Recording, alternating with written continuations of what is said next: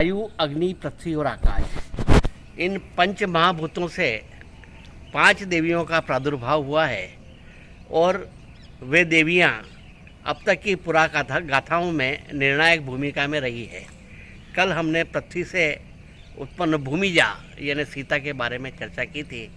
आज हम अग्नि से उत्पन्न एक देवी के बारे में चर्चा करेंगे जिनकी भी एक पौराणिक गाथा में निर्णायक भूमिका रही है और वो उसका कारण भी रही है। पांचाल नरेश द्रुपद और द्रोणाचार्य के बीच में वैमनस्य था और द्रोणाचार्य ने पांचाल नरेश द्रुपद का अपमान किया था, तो वे उसका बदला लेना चाहते थे और उसके निमित्त उन्होंने एक यज्ञ करवाया। उस यज्ञ से एक बालक और एक बालिका उत्पन्न हुई। बालक धृष्टद्युम्न और बालिका थी द्रौपदी। ये यज्ञ से पैदा हुई, इसलिए अग्नि से पैदा हुई है। तो यह देवी द्रौपदी इसलिए नाम पड़ा क्योंकि द्रुपद की पुत्री थी।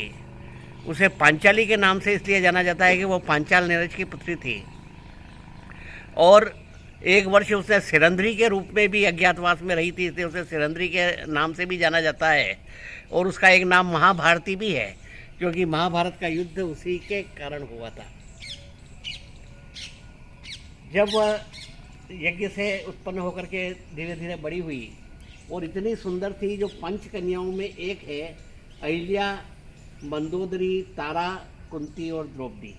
ये 5 कन्याएं जो पूज्य है और अक्षत योनि है और सदा यौवना रहती है और हमेशा इन्हें कुंवारी कहा गया है। तो यह द्रौपदी भी उन 5 कन्याओं में एक थी। शंकर भगवान से उसने कहा, जब इतनी सुंदर हो गई, युवा हो गई, तब उसने शंकर भगवान की स्तुति की और उसने कहा कि मुझे वर चाहिए। तो एक बार नहीं बोली, वो 5 बार बोली कि वर चाहिए, वर चाहिए, वर चाहिए। तो शंकर भगवान ने कहा ये तो 5 बार वर मांग रही है, तो इसमें 5 वर दिए जाए। एक कहानी ये भी है कि शंकर भगवान ने कहा कि कौन सा वर चाहिए तुम्हें, कैसा वर चाहिए? कि मुझे ऐसा वर चाहिए जो धर्मात्मा हो, जो शक्तिशाली हो, जो धनुर्धर हो, जो अश्वारोही और पशु विशेषज्ञ हो, जो अच्छी तलवारबाजी करना जानता हो। तो उसने कहा एक आदमी में ये 5 गुण मिलना तो मुश्किल है। तो उन्होंने 5 व्यक्ति जो इन 5 गुणों से संपन्न थे वो उसके 5 पति के रूप में निर्धारित किए, जिसमें धर्मात्मा युधिष्ठिर थे, शक्तिशाली भीम थे, धनुर्धर अर्जुन थे, अश्वारोही और पशु विशेषज्ञ नकुल थे और तलवारबाजी में निपुण थे वो सहदेव थे। इस बारे में कई प्रकार के खंडन और मंडन है। बहुत से लोग कहते हैं कि द्रौपदी का एक ही पति था युधिष्ठिर, 5 पति नहीं थे, क्योंकि अर्जुन ने जो प्रतियोगिता थी मछली का आँख बेधने की, उसमें द्रौपदी को जीता था, उससे विवाह नहीं किया था, वो तो जीत करके लाया था। और जब घर लेकर के आए तब कुंती ने कहा कि भीम ने गंधर्व विवाह कर लिया है हिडिंबा से, जो कि युधिष्ठिर से छोटे हैं, और अर्जुन भी अगर ये द्रौपदी को लेकर आया है ना, अगर इसका भी विवाह हो जाएगा और युधिष्ठिर अगर कुंवारे रह गए तो लोग कहेंगे कि सबसे बड़ा भाई तो शादी नहीं हुई, तो इसमें क्या नुक्स है, क्या कमी है जो 2 छोटे भाइयों की शादियां हो गई और बड़े की नहीं हुई। इसलिए कुंती ने युधिष्ठिर से उसका विवाह किया था। महाभारत का युद्ध हुआ, 18 दिन चला। 18 अक्षौणी सेना, उसमें 11 अक्षौणी सेना कौरवों की थी, 7 अक्षौणी सेना पांडवों की थी और 18 दिन युद्ध चला। उस युद्ध का निमित्त जो कारण थी वो भी द्रौपदी थी।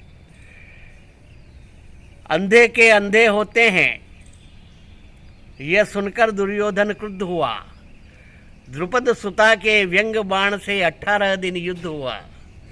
वाणी का संयम छोड़ नारियां बीज कलह के बोती है। हर दिन और हर समय महाभारत उस घर में होती है। तो वो महाभारत आज भी हर घर में इसलिए होती है कि नारियां सोच समझ करके शब्द नहीं बोलती है और अपनी वाणी पर नियंत्रण नहीं रखती है। पदम 18 जूतफ बंदर, यह भूमिजा सीता के कारण युद्ध हुआ था और यह 18 अक्षौणी सेना जो है यह द्रौपदी के कारण युद्ध हुआ है। द्रौपदी को काली का अवतार माना गया है। दक्षिण भारत में 400 मंदिर द्रौपदी के हैं और द्रौपदी की पूजा वहाँ की जाती है काली के रूप में। द्रौपदी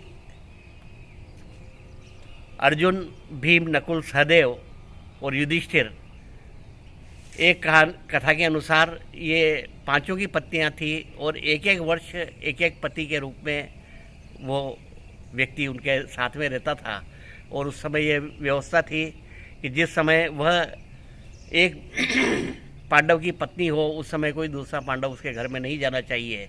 एक बार युधिष्ठिर उनके साथ में थे 1 वर्ष के लिए, और एक ब्राह्मण के पशुओं के ऊपर किसी ने प्रहार करने के लिए ये कर दिया था हमला, तब उसको बचाने के लिए अर्जुन के धनुष बाण उस घर में थे, वो लेने के लिए गया था। तब उसे 1 वर्ष के लिए ये नियम था कि जो अगर उस नियम को भंग करेगा तो 1 वर्ष उसे जंगल में रहना पड़ेगा। तो वो वनवास में रहा और उलूपी नाम की एक अप्सरा से उससे संबंध हुए, उससे एक पुत्र की प्राप्ति हुई।